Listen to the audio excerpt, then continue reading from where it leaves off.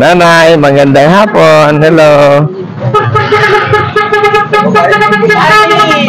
Hello, Nay. Oh, wala problema, ate.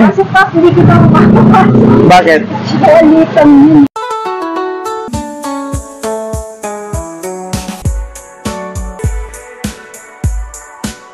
Ito, ate. Ba't anong grado ba ng anak mo? Kinder po.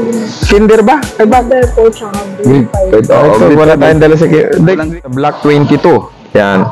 Lambak 2. Tama? Floodway. San Juan, Taytay, Rizal. Kaya nabot kay ating school supply para sa kanyang anak na grade 5. Grade 5, ate? Opo, tsaka kinder. Ayan, grade 5 yun sa kinder, hindi nagdala si Sunny. Ayan, bibigyan na lang natin ng pambili si ate para sa kanyang anak na kinder. Ayan, muli po, namibigay na po kami ng school supply. Ito po yung sa grade 5 na anak po ninyo. Ayan. Ayan, anong masasabi mo, ate? At ilang karagdagan po para mabili nyo po?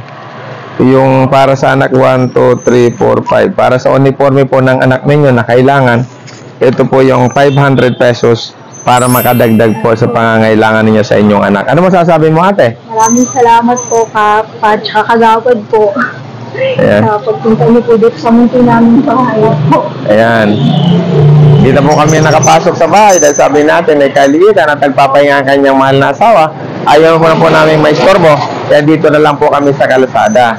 Kaya, kayo dyan, ano masasabi mo? Na-deliver na natin.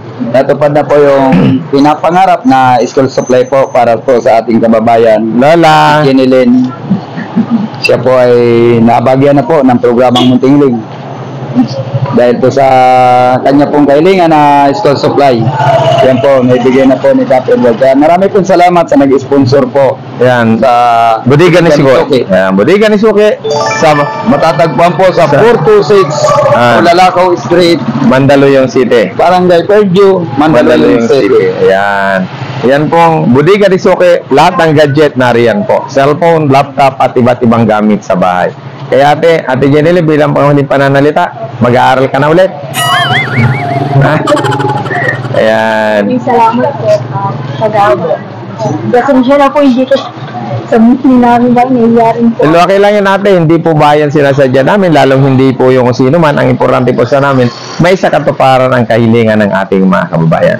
Sana tuloy-tuloy po sa panonood at pag-message, tuloy-tuloy lang po. Yan, sa mga hindi pa po nakapag-subscribe sa aming YouTube channel ng Munting Hiling by Kap Edward, maaari po kayo mag-subscribe at sa nagdanais pong humiling, mag-message po kayo sa aking Facebook page, Edward Pante, o kaya naman po sa aking Facebook page account ng Munting Hiling by Kap Edward. Yan. Makakasa po kayo na sa abot ng aming makakaya, tuloy-tuloy po ang aming pagtulong. Ayan natin ang kahilingan mo, nariyan na. Salamat ate, salamat po sa inyong panonood. Magandang hapon po sa inyong lahat.